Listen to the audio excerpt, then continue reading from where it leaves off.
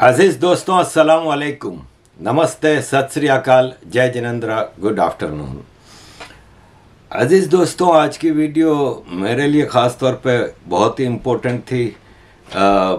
अपनी असल को, अपनी ओरिजिन को खोदना और उस पर रिसर्च करना। ऑल दो कि मैं मेमन हूँ तो मेमन की काफ़ी हद तक बैकग्राउंड से, हिस्ट्री से इन्फॉर्म्ड हूँ, लेकिन ये है कि अगर आपके सामने बैठ के कोई चीज़ रखनी है तो ऑथेंटिक होनी चाहिए, जिसके लिए बड़ी लंबी चौड़ी मैंने स्टडी की है।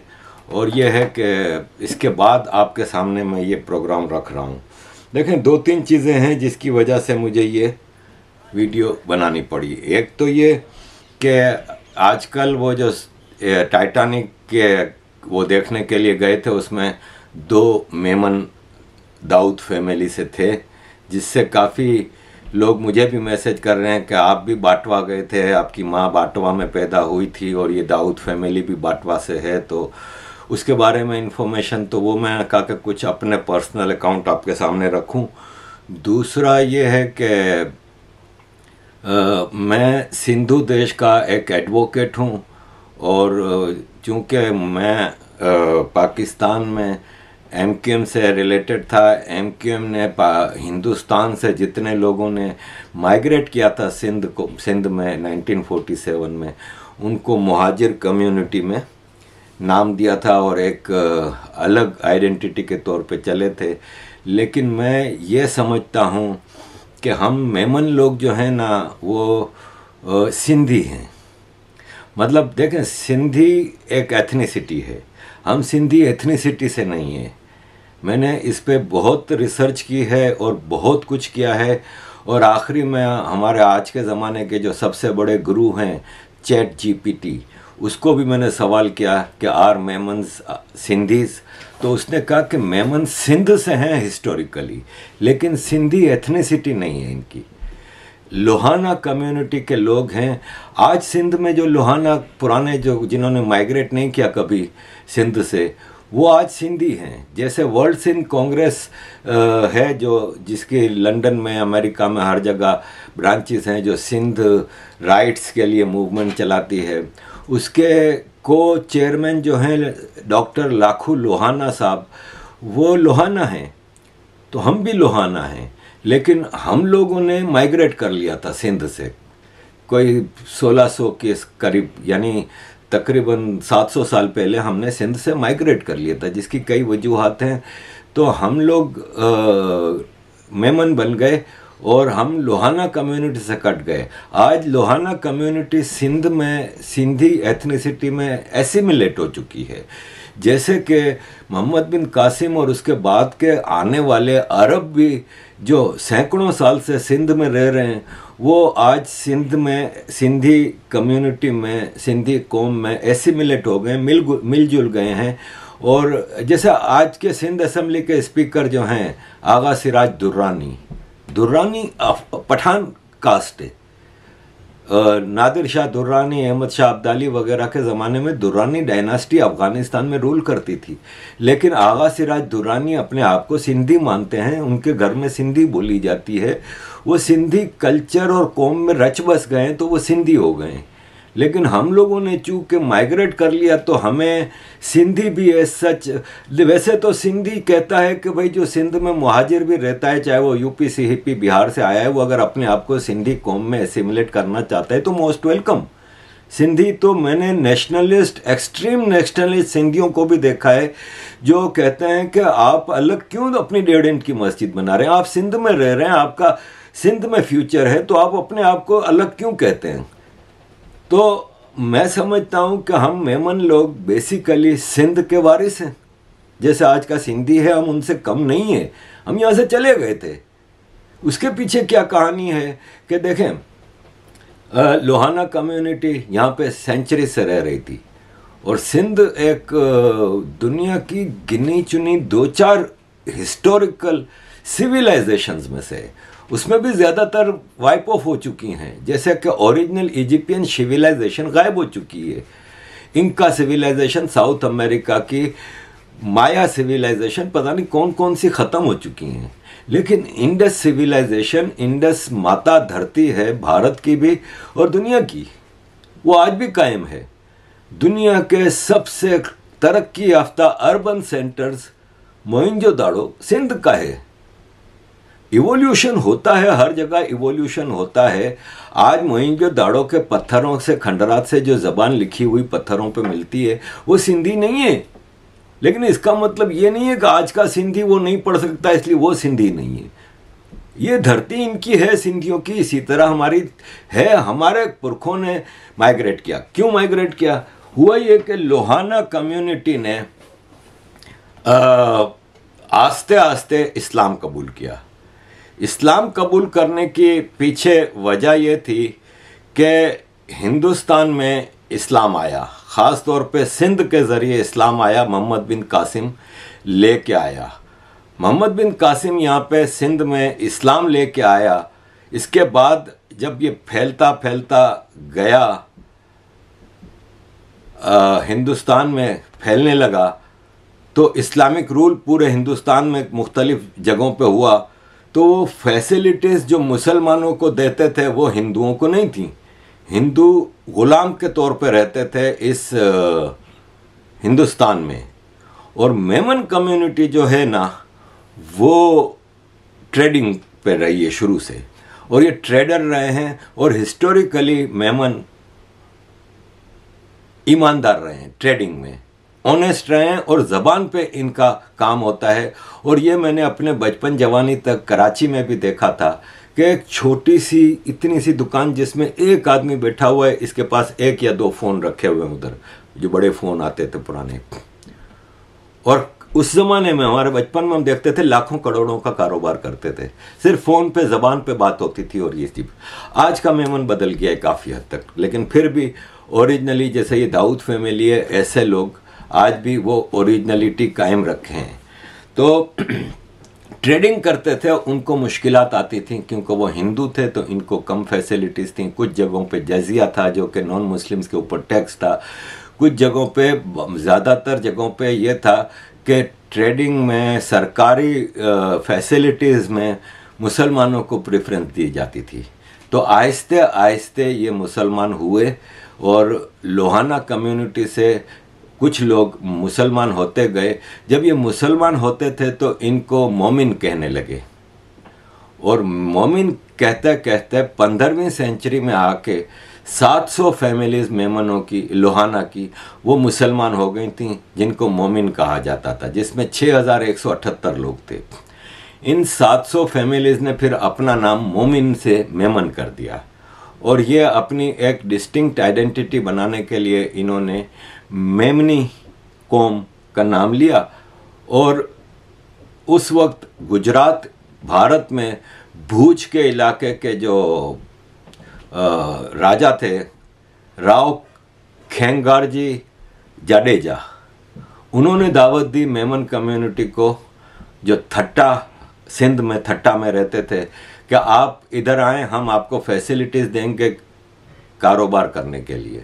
तो ये काठियावाड़ की तरफ माइग्रेट कर गए, और वहाँ पे 1580 से 1680 तक गुजरात में, सूरत शहर में ख़ास तौर पे इन्होंने कारोबार फैलाया, और फिर यूं वो हिंदुस्तान में फैलते गए। आज की तारीख़ में कराची के बाद सबसे ज़्यादा मेमन मुंबई में है।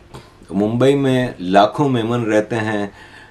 टोटल दुनिया में तकरीबन, मेरा अंदाज़ा है, मैंने रिसर्च तो की है लेकिन एग्जैक्ट फिगर्स नहीं आए, 2 मिलियन के करीब मेमन हैं, जिसमें से आधे इंडिया में हैं और कोई 80% 70% पाकिस्तान में हैं।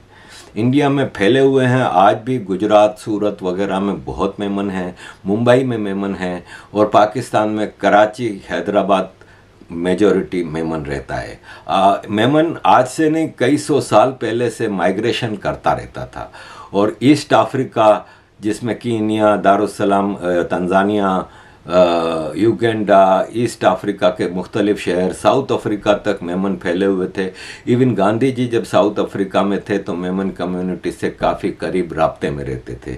इसके अलावा मेमन अरब कंट्रीज़ में बहुत गए, जैसे कि सऊदी अरब में नाम होते हैं ना, अल गामदी, अल सऊद, कहतानी और मुख्तलिफ कास्ट होती हैं ना, ऐसे एक अल मेमनी भी है और कई सऊदी ख़ानदान हैं अल मेमनी से ताल्लुक़ रखते हैं।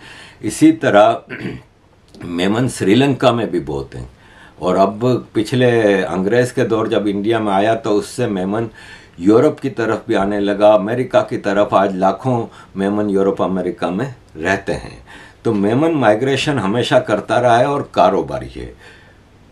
दाऊद फैमिली के बारे में मैं थोड़ा बोलना चाहूँगा कि ये बांटवा शहर से ताल्लुक़ रखते हैं और मेरी मदर भी बांटवा से हैं और मेरे फादर आजक से हैं, लेकिन आजक में सिर्फ 2 मेमन फैमिलीज़ थी।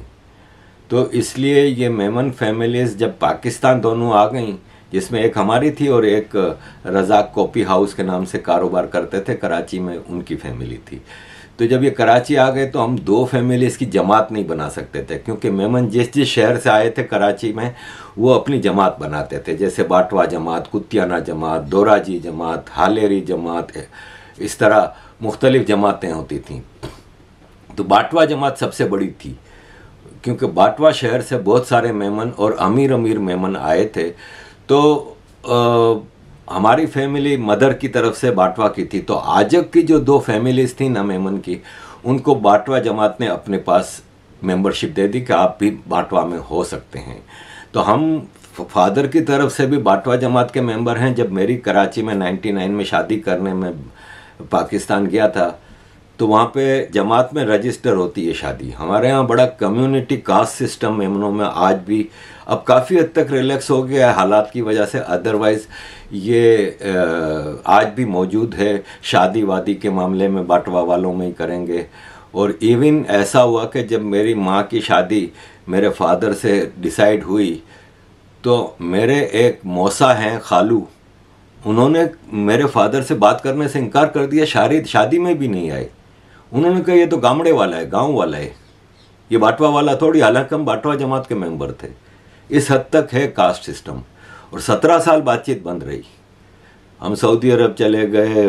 सऊदी अरब से जब हम वापस आए 78-79 की बात है कि फिर उसी मौसा खालू ने रिकन्सिलिएशन किया और बातचीत हुई और फिर मेरे फादर और उनकी पहली बार मुलाकात हुई। और ये बहुत ही सख्ती से आज से कुछ अरसे पहले तक था कि बाटवा वाला बाटवा वाले में शादी करेगा, कुतियाना वाला कुतियाना में। आज तो हर जगह शादी कर लेते हैं, पठानों से भी होती है, पंजाबियों में भी होती है, सिंधियों से भी होती है, कहीं भी हालात के हिसाब से। कि आजकल के हालात इतने ख़राब हो चुके हैं कि लोग फिर अपनी बेटी की शादी कम्युनिटी में नहीं कर सकते तो बाहर करने पे तैयार हो जाते हैं। लेकिन असल ये सिचुएशन थी। तो दाऊद फैमिली बाटवा से थी। मैं बाटवा गया था अभी जब इंडिया, तो मैंने वहाँ पे दाऊद फैमिली का पुरखों का घर भी देखा था, आदम जी का भी घर देखा था। बड़ी बड़ी मेमन फैमिलीज़ हैं। हमारे जो फादर की फैमिली जब दादा माइग्रेट करके आ रहे थे तो रास्ते में ट्रेन में सब कुछ इनका लुटपुट किया था, जो थोड़े बहुत से सोना वगैरह लेके आए थे। तो कराची में ली मार्केट के पास खजूरी बाज़ार में एक झोंपड़ी डाल के फुटपाथ पे ये ख़ानदान हमारा रहा है। और मेरे फादर उस वक्त 12-13 साल के थे। उन्होंने मज़दूरी शुरू की किसी के घर में, दादा छोड़ के आए थे वहाँ पे, घर के काम सफाई वफाई ये वो करते थे। मेरे चाचा 2 थे, वो भी मज़दूरी करते थे। दादा का आड़त का काम था, आजक में अनाज का काम करते थे आड़त का। तो दादा किसी के पास मुंशी लग गए और इस तरह आस्ते आस्ते डेवलप किया। पढ़ने की अपॉर्चुनिटी नहीं थी तो मेरे फादर सड़क पे लैंप पोस्ट के नीचे बैठ के पढ़ते थे और दिन में जॉब करते थे। और फिर वो बताते हैं कि 50s में उन्होंने चपड़ासी की नौकरी की थी सेठ दाऊद के पास, और सेठ दाऊद के चपड़ासी थे, जो कि उन्होंने हमें बताया था। हमारी तो कभी मुलाकात किसी दाऊद फैमिली से नहीं हुई है। और वो बताते थे कि मैं सेठ दाऊद के कमरे के बाहर स्टूल पे बैठा रहता था। जब सेठ घंटी बजाता था तो मैं अंदर भाग के जाता था, उनको चाय देना, पानी देना। तो बोले मैं बाहर बैठा चौपड़ी पढ़ता रहता था। गुजराती में किताब को चौपड़ी कहते हैं।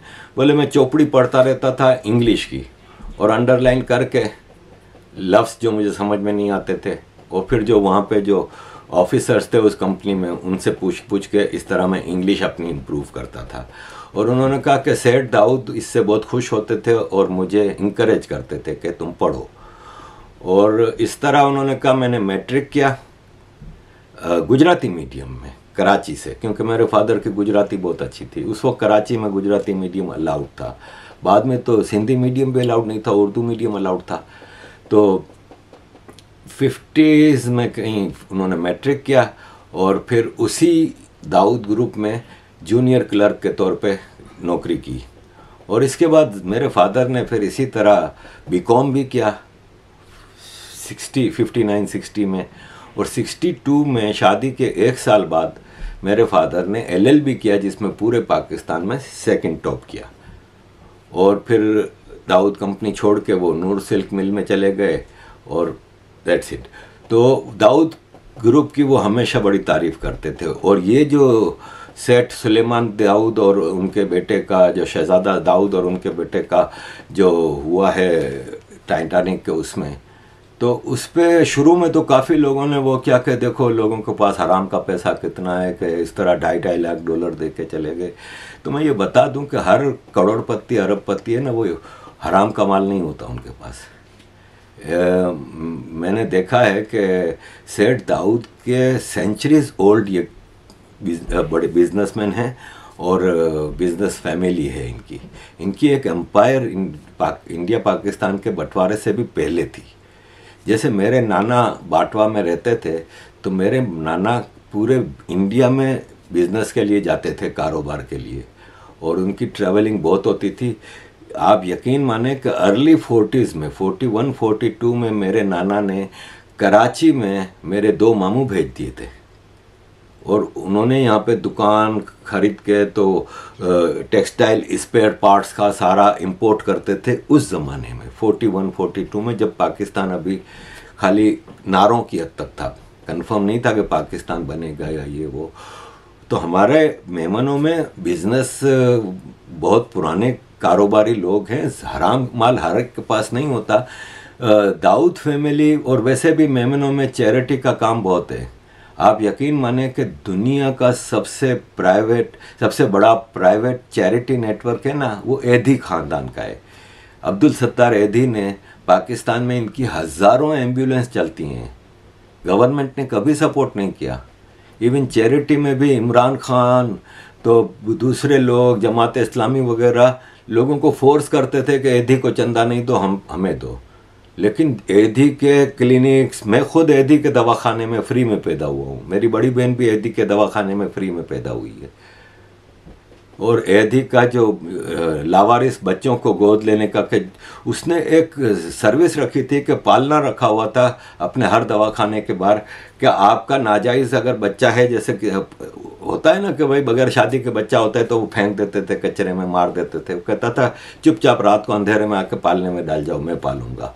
आप यकीन माने हज़ारों पाकिस्तान में ऐसे बच्चे हैं। अब तो बच्चे नहीं रहे, अब तो कई जगहों पे एक अमेरिका में एक लड़की है, बहुत बड़े एग्जीक्यूटिव पोस्ट पे काम करती है, उसने भी बताया था कि मुझे एदी साहब ने पाला है। तो ऐसे एदी है, सैलानी है, ऐसे कई मेमनों के, छिपा है, छिपा की एम्बुलेंस बहुत, ये सब मेमन कम्युनिटी से ताल्लुक़ रखते हैं। तो इसी दाऊद ख़ानदान का करोड़ों रुपया चैरिटी में जाता है। और बस मुझे जो एतराज़ है ना उसमें वो ये है कि इन्होंने फजूल इस्लाम के नाम पे फजूल इन्वेस्टमेंट्स बहुत की। जैसे ऑटोमन एम्पायर जब थी खिलाफत, तो खिलाफत को बचाने के लिए मेमनों ने उस ज़माने में करोड़ों रुपया लगाया था, जो कि क्या सेंस था। आज मैं मेमनों को कहता हूँ कि आप क्यों अपनी ओरिजिनलिटी से भागते हैं। मेमन्स वर हिंदू, सिंध के लोहाना हिंदू थे मेमन। दूसरा ये कि मेमन सिंधी थे, सिंधी एथनिसिटी के नहीं थे, सिंध के थे, सिंधी इन ए सेंस के सिंध के थे। हम लोग ओरिजिनली 16th सेंचुरी से पहले सिंध में ही रहते थे, हमारे पुरखों का ताल्लुक सिंध से था। ये 16th सेंचुरी के बाद हम गुजरात में गए, तो हम पाकिस्तान के जो मेमन हैं वो जब सिंध में रहते हैं तो अपने आप को अलग क्यों बताते हैं? देखें, सिंध है ना, वो एक हिस्टोरिकली इंडिपेंडेंट स्टेट रही है। मुख्तलिफ मौक़ों पे इसके ऊपर हमले होते रहे। इसकी वजह यह है कि सिंध एक बहुत रिसोर्सफुल ज़मीन रही है, वेरी रिच कल्चर रही है सिंध की। Sindh one of the richest culture रही है दुनिया में। राजा दाहिर के ज़माने में वो कोई मोहम्मद बिन कासिम लुटेरा डाकू साला इधर कोई इस्लाम फैलाने थोड़ी आया था, लूट मार करने आया था जैसे गजनवी आता था। दरवाज़ा था हिंदुस्तान का सिंध, यहीं से लूट मार करके माल जमा करके फिर आगे बढ़ते थे। और फिर हमेशा से आज पाकिस्तान ने दरियाए सिंध का ऐसा बंटवारा किया कि सारा पानी पंजाब पी जाता है, तो आज सिंध में बंजर ज़मीन होती जा रही है, वरना सिंध जैसी खेती भी कहीं नहीं होती थी। तो ये जो लश्कर आते थे, अब्दालियों के, दुर्रानियों के, गजनवियों के, गौरियों के, कासिमों के, बगदाद से आते थे, अफगानिस्तान से आते थे, इवन बाबर सलाह आता था तो काबुल से होता हुआ यहाँ पे आता था। पंजाब और सिंध पूरे हिंदुस्तान में, पूरे रीजन में सबसे ज़्यादा खेती वाले इलाके थे। तो इन लश्करों को आसानी होती थी कि पहले पंजाब सिंध पड़ता था, वहाँ पे ये लूटमार करते थे, अपना अनाज जमा करते थे। उस ज़माने में हवाई जहाज़ और ये सब थोड़ी होते थे कि पीछे से सप्लाई लाइन चल रही है। हज़ारों ऊँट और घोड़े सिर्फ खेती का सामान, खाने पीने का सामान लादने के लिए लाए जाते थे साथ। तो वो इनको यहाँ से मिल जाता था, सिंध और पंजाब से। तो सिंध एक हमेशा से हिस्टोरिक कंट्री रहा है। सोमरा ख़ानदान ने यहाँ पे 400 साल हुकूमत की है। तालपुरों ने अंग्रेज़ों से लड़ा है। अंग्रेज़ों ने 1843 में तालपुरों को हरा के सिंध पे कब्ज़ा किया है। तो ये है कि सिंध को हमेशा से, हिंदुस्तान में जितने इन्वेजन हुए हैं सिंध पे लाजमी हुए हैं। जितने सिंध पे हुए हैं वो ज़रूरी नहीं आगे भी बढ़ के गए हो। मोहम्मद बिन कासिम आगे नहीं गया था, ठट्टा तक पहुंचा था, फिर वापस हार के चला गया था। जो लूटमार का सामान था उठाया, लेके चला गया। लेकिन जब आते थे तो पहला दरवाज़ा सिंध का था। तो आज सिंध की हालत ये है कि पूरा मुसलमान हो गया। एनीवेज दोस्तों, मैं समझता हूँ कि सिंधु देश एक आज़ाद रियासत थी। साईं GM सैयद को धोखे से साइन कराए गए, सिंध असेंबली से बिल पास कराया गया 1940 की लाहौर रिवॉल्यूशन की कॉपी दिखा के, जिसमें यह कहा गया था कि हिंदुस्तान के वेस्टर्न प्रोविंसेस जो हैं, इलाके हैं जो जहाँ मेजॉरिटी मुसलमान हैं, वो आज़ाद रियासतें होंगी। और साईं GM सैयद को जिन्ना ने ये बताया था कि एक कन्फेडरेशन सिस्टम होगा जिसमें सिर्फ डिफेंस, फॉरेन अफेयर्स और करेंसी कॉमन होगी, बाकी हर रियासत अपने मामलात में आज़ाद होगी। तो साईं GM सैयद ने सिंध असेंबली से बिल पास कराया था, लेकिन फिर फ़ौरन साईं को एहसास हो गया कि ये तो पंजाबी फ़ौज का कब्ज़ा है, अंग्रेज़ों की साजिश है, अंग्रेज़ों के कंट्रोल में दिया गया है। और पाकिस्तान बनते ही सबसे ज़्यादा मसला ये हुआ कि आधे से ज़्यादा पाकिस्तानी बांग्लादेश में, ये ईस्ट पाकिस्तान में रहते थे। तो अपनी हेजेमनी कायम करने के लिए पाकिस्तान में 1 यूनिट बनाया गया, यानी पाकिस्तान में सिंध, पंजाब, KPK और बलूचिस्तान 4 प्रोविंसेस जो थे उनको एक करके एक प्रोविंस बना दिया। वहाँ पे सिंध की तो बिल्कुल ही हैसियत ख़त्म हो गई थी। जितने मार्शल लॉ आए हैं तो पंजाबी जनरल सिंध पर रूल करता रहा है, या पख्तून, क्योंकि सिंध में आर्मी में तो एक भी सिंधी जनरल नहीं होता। सिंध तो गुलाम बना है 47 के बाद से। ये तो आज का जागीरदार सिंधी जो है वो पंजाबी फौज के साथ मिलकर सिंध की लूटमार कर रहा है। वरना आम सिंधी की ज़िंदगी तो मतलब पाकिस्तान में अगर सबसे अमीर, सबसे सहूलतकारी, सबसे ज़्यादा फैसिलिटीज़ जिस कौम के पास होनी चाहिए ना, वो सिंधी और बलोच हैं। सबसे अमीर लोग हैं ये रिसोर्सेज में, लेकिन सबसे बर्बाद सूबे हैं ये दो। सारा लूट मार करके पंजाब में इन्वेस्ट किया जाता है। तो आज मैं समझता हूं कि मेमन कम्युनिटी को बैठ के ब्रेन स्टॉर्मिंग करनी चाहिए और आज़ाद सिंधु देश की मूवमेंट में, ये इनकी अपनी आज़ाद सिंधु देश होगी कि जिस धरती को ये छोड़ के आज से 700 साल पहले चले गए थे, उस धरती की पुकार है कि आप इधर आज आज़ाद सिंधु देश की मूवमेंट चलाएं और आम सिंधी के साथ मिलकर इसको सपोर्ट करें। अजीज दोस्तों, मैंने बड़ी लंबी चौड़ी रिसर्च की है, 2 किताबें पढ़ी हैं टोटल इस दौरान, और कई इंटरनेशनल डॉक्यूमेंट्स रिसर्च की हैं। इसके बाद मैं आपके सामने, देखें, मैं 5 घंटे का प्रोग्राम कर सकता हूँ इस टॉपिक पे, लेकिन मैंने बड़ा कोशिश करके मुख्तसरन वो किया है। जब मैं बाटवा गया था तो मुझे पता चला शायद 17 फैमिलीज रह गई हैं मेमन की उधर, जबकि पार्टीशन से पहले बाटवा मेमनों का मेजॉरिटी सिटी होता था। मेमन इधर उधर होता रहा है सिर्फ कारोबार के लिए, और ये है कि उसमें डिवाइड हो गया। और फिर मैं समझता हूँ कि ज़्यादा मज़हब की बजाय ज़्यादा इंसानियत पे जोर दें। मेमन इंसानियत का वो करता है, बिल्कुल करता है, चैरिटी वर्क करता है, सब कुछ, लेकिन मेमन का कंसंट्रेशन मुसलमानों होता है। आप सिर्फ मुसलमानों को इंसान ना समझें, इस दुनिया में जितना भी इंसान है वो बराबर है। अगर किसी ने कलमा पढ़ लिया है तो इसका मतलब ये नहीं कि वो सुपीरियर हो गया है और बाकी घटिया हो गए हैं। आज की दुनिया में अगर तरक्की के हवाले से देखें ना, तो मुसलमान सबसे नीचे बैठा है। जितने नॉन मुस्लिम हैं उन कौमों ने तरक्की की है। जिन यहूदियों को आप गालियां देते हैं वो सबसे ज़्यादा तरक्की याफ्ता हैं। जिन हिंदुओं को आप काफिर और पता नहीं क्या क्या कहते हो, आज इंडिया का हाल देख लें और आप अपना पाकिस्तान का हाल देख लें। मेमन के बारे में मैंने एक रिपोर्ट पूरी पढ़ी कि मेमन आज क्यों इतना बड़ा कारोबारी नहीं, जबकि वो पाकिस्तान में जब 47 में आया था तो पाकिस्तान में सबसे बड़ा कारोबारी ग्रुप मेमन था, आज क्यों नहीं है। फिर उसके नीचे वजह लिखी थी, it is because they migrated to Pakistan and because of Pakistan's political, social, cultural society that they had to run away many of them and their businesses came down.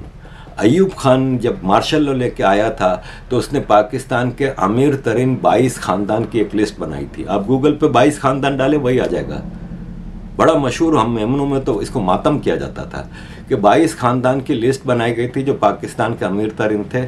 उसमें मेरा ख्याल है 15 या 17 मेमन ख़ानदान थे पूरे पाकिस्तान में, 22 अमीर तरीन ख़ानदानों में।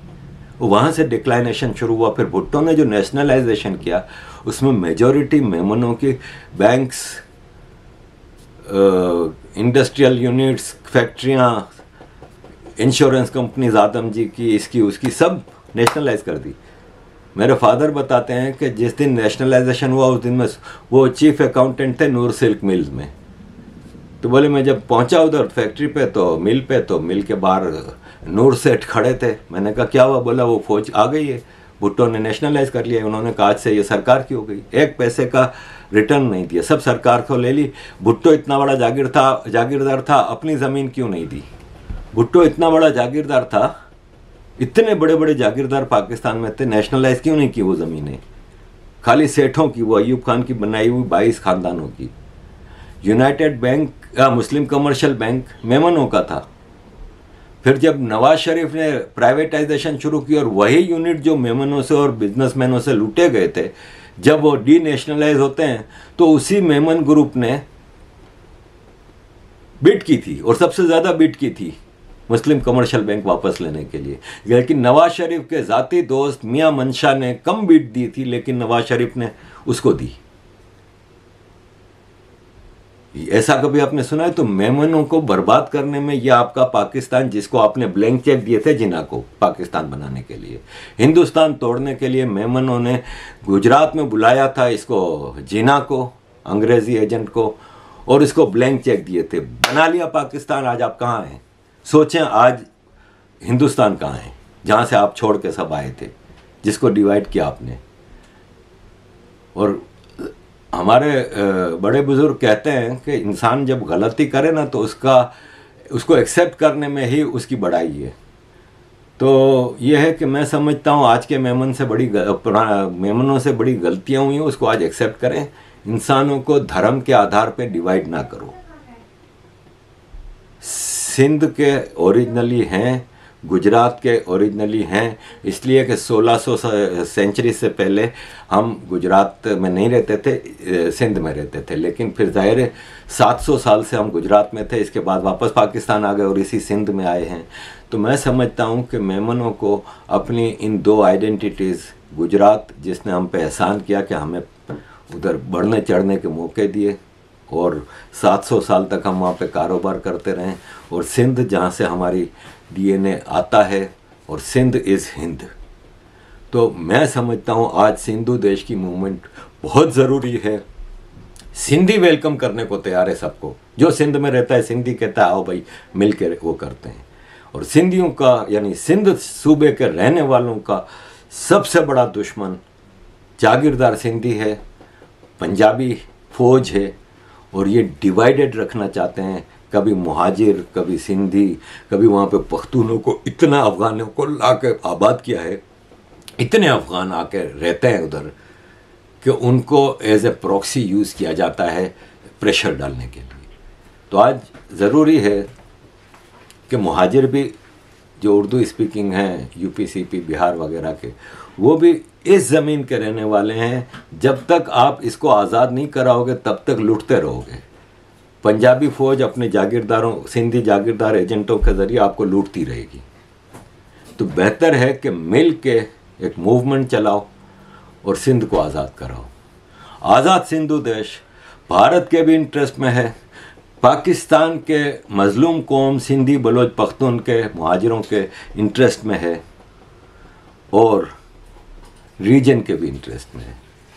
अगर सिंध और बलोचिस्तान आज़ाद हो जाते हैं तो बहुत जल्द यानी 25-50 साल में दुबई, ओमान, बहरीन जैसी आज़ाद रियासतें होंगी जहाँ पे लोग जॉब करने आएंगे। और पंजाब वैसा ही रहेगा जैसा आज का पाकिस्तान है, क्योंकि पंजाब के पास कोई रिसोर्सेज नहीं, सिर्फ लूट मार पे जिंदा है ये कौम। पाकिस्तानी पंजाब की बात कर रहा हूँ।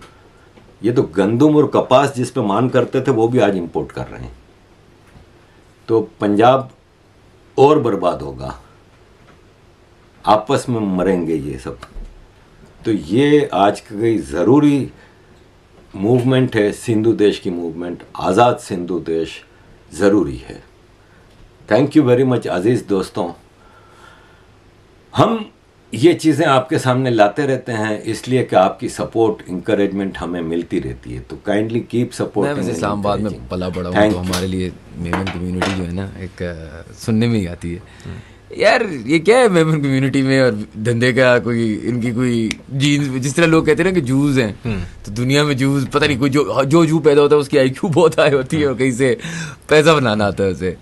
हमारे पाकिस्तान में मेमनों के बारे में कहते हैं ये क्या कोई, आप क्योंकि खुद मेमन है और आप धंधा कर रहे हो और आप पैसा बना रहे हो और आप काफ़ी यंग है माशाल्लाह एज़ वेल, क्या सीन है यार इसका? ये तो देखिए मेमनों के बारे में आपको कुछ चीज़ें बताता हूँ, सही है। मेमन जितने भी है ना आज जो आपको पाकिस्तान में दिखते हैं, सही है, वो नियरली ऑल सारे के सारे इंडिया से हैं, सही है। मेमन सारे इंडिया के थे, पाकिस्तान आके शिफ्ट हुए हैं, सही। जब पाकिस्तान बना सारे मेमनों ने बोला यार पाकिस्तान हमारा है, हम पाकिस्तान आएंगे, सही है। हम सारे लोग पाकिस्तान आए, तो हम सारे माइग्रेटेड हैं। हमारे दादा नानी सब ने हम लोगों को यही कहानियाँ सुनाई कि हम पाकिस्तान से आते थे, ट्रेन में आते थे, लोग कट जाते थे, मर जाते। तो वो, और वहाँ पे भी हुआ कि वो गुजरात के आसपास ही है मेमन सारे, सही। तो गुजराती मेमन बड़े क्लोज हैं। इंडिया में भी आपने सुना होगा गुजराती धंधे वाले होते हैं, सही है। आपने शार्क टैंक भी देखा होगा, तो एक गुजराती जज भी हैं, तो वो भी ये कहते हैं धंधे वाले हैं तो सारे, सही। तो होता ये कि जिस तरह वहाँ पे गुजरात में हमेशा से रहा है ना एक जीन्स में कि यार हम कहते हैं ठेला हो अपना हो, सही है, क्योंकि अपना ठेला ग्रो कर सकता है। दूसरे के ठेले पे काम करोगे तो पैसे शायद थोड़े थोड़े बढ़ जाएंगे, लेकिन आप कभी भी सारी जिंदगी एक पैरालाइज रहेंगे आप, सही है। इसका मतलब ये नहीं होता कि जॉब्स बुरी हैं, सही है। इसका मतलब ये होता है कि हर बंदे एक कल्चर बना दिया गया मेमन्स में। ऐसा नहीं है कि हर मेमन आपको पता है पैसे बना रहा है, ऐसा नहीं है। लेकिन हुआ ये कि जिस टाइम पे मेमन स्टेप इन किया ना बिजनेस में, और जो उन्होंने गेम सेट की और जिस लेवल पे सेट की, अगर आप because they take care of each other as well, ये एक फैक्टर है कि मेमन कम्युनिटी एक बहुत स्ट्रांग है, बहुत स्ट्रांग कम्युनिटी है, नो डाउट, सही है। उनमें चैरिटी लेवल बहुत बहुत मतलब एक्सटेंसिव। अगर आप मेमन है, आपने बोला फॉर एग्जांपल, अब जैसे मैं एक कम्युनिटी है, मेमन्स में भी अलग अलग कम्युनिटी है, सबसे टॉप पे होती है बाटवा कम्युनिटी, सही, मैं बाटवा मेमन हूँ, सही। अब बाटवा मेमन वाले क्या करें, टॉप पे क्यों होती है? पैसे वाले ज्यादा हैं सर, ये वाला है, सही है। अब तो पैसे वाले ज्यादा हैं, पुराने सारे बिजनेस टाइकून्स। अब आप जैसे एंग्रो वाले देखते हैं तो वो भी बाटवे वाले हैं, गुल अहमद वाले, अलकरम, ऐसे सारे उस तरह एक जोन है, सही, बोनांजा वाले। तो अब हुआ क्या है कि इन सब ने जो कारोबार उस टाइम स्टार्ट करना शुरू कर दिया जिस टाइम पे कारोबार हो नहीं रहे थे। सर आदम जी बड़े मशहूर है मेमनों में, लोग कहते थे सर आदम जी पहले पाकिस्तानी थे जिन्होंने कायदे आज़म को ब्लैंक चेक दिया था, विच मीन्स कि उनके पास पैसा इतना था कि वो ब्लैंक चेक दे सकते हैं ना, सही, और नॉर्मल बंदा नहीं दे सकता। तो वो पैसा एक जीन्स में था, प्लस उनको एक चीज़ है कि मेमन्स जो है ना वो प्लेयर्स होते हैं, सही है, कारोबार प्लेयर्स का काम है। प्लस देखिए, मैं हमेशा एक चीज़ कहता हूँ, एक चीज़ नॉर्मल माशरे में गलत बिल्डअप हुई होती है कि यार risk taking is business, business is not risk taking, business is calculated risk taking. Memon calculate करता है। मेरे आप ऑफिस में भी आएंगे ना तो आपको टेबल पे इतना बड़ा कैलकुलेटर मिलेगा, किराना स्टोर वाला, सही है। तो मेमन हमेशा कैलकुलेट करता है, सही है। अब जब पैसे आपके हैं, आपको पता है मुझे बड़े किस तरह करने हैं, आप खेलेंगे यार, यहाँ बड़े हो सकते हैं, वहाँ बड़े। पाकिस्तान में और खासकर कराची में जितनी प्रॉपर्टी का स्पाइक है मेमनों की वजह से, सही है। बहरिया ने बोला बहरिया स्टार्ट कर रहा हूँ, पूरे मेमन पहुंच गए, पैसे खुले पड़े थे, ये भी ले लो, ये भी ले लो। 60 लाख रुपए जो चीज़ स्टार्ट होती है, 50 लाख स्टार्ट होती है, वो 2.5 करोड़ 2 करोड़ पे पहुंच जाती है। कि मेमन तकरीबन मेमनों ने इतना पैसा दुबई में डाला, जो दुबई का आपने बबल देखा था उसमें तकरीबन मेमनों का पैसा था, आपको पता है बात क्योंकि इतना पैसा हो गया था, समझ नहीं आ रहा था। लेकिन क्या हुआ कि उन्होंने राइटली इन्वेस्ट किया, प्लस वो अपनी जनरेशन को जिस तरह बिल्डअप कर रहे हैं, सही है। अब आपको पता है दवागो जो है, सही है, दवागो जो है वो गैट्रॉन फैमिली का है, गैट्रॉन वाले बोनांजा वाले, सही है।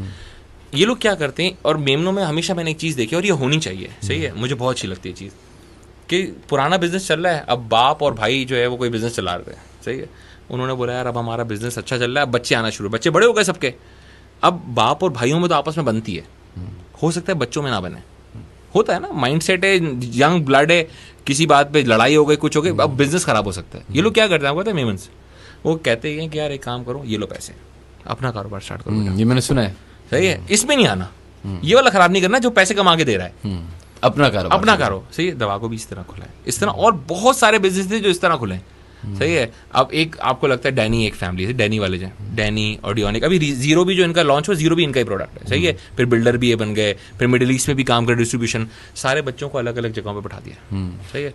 सारे बच्चे अच्छा अच्छा काम कर रहे हैं। तो ये तरीका होता है कि किसी तरह, अब हो क्या रहा है सबके, और माइंडसेट क्यों स्ट्रांग है, क्योंकि पेरेंट्स भी साथ हैं, वो भी गाइड कर रहे हैं, पेरेंट्स की मार्केट में गुडविल भी है, उस गुडविल को उनको पता है यूटिलाइज किस तरह करना है। ऐसा नहीं है कि मेमन का मैं कहता हूँ चांद से आए हुए, ऐसे ही मेमन भी उसी तरह सोचते हैं, वही खाने खाते हैं, सबका एक ही अल्लाह है। तो अगर हम अच्छी नीयत से काम करें तो कोई भी अच्छा काम कर सकता है। और खासकर मेमन में सबसे एक चीज़ बहुत अच्छी, मैं उस पर एंड करूँगा कि हमें हमेशा लोग कहते हैं यार पैसे कहीं डालें, तो आप पहली सोची होती है ना, मैं यार यहाँ पैसे डालूँ तो मुझे इतना रिटर्न मिल जाएगा, इस हिसाब से आप पैसे डालते हैं।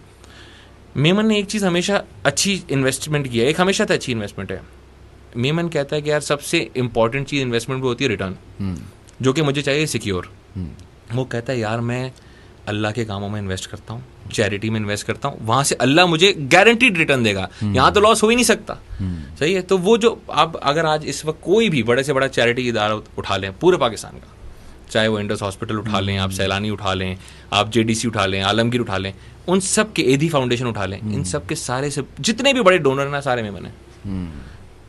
मैं लोगों को जानता हूँ वो एक साल की 2-2 अरब रुपए की चैरिटी करते हैं। 2 अरब रुपए की चैरिटी एक बंदा करता है, सही है। वो क्यों कर रहा है? क्योंकि उसको पता है कि यार मुझे अल्लाह देगा, सही है। वो क्यों दे रहा है? क्योंकि जिन लोगों पे वो इन्वेस्ट होगा उनकी दुआओं से मेरा, तो मेमन हमेशा दुआओं से चलता है और अल्लाह के कमाल से चलता है, क्योंकि उसने वहाँ पे इन्वेस्टमेंट ज़्यादा की होती है।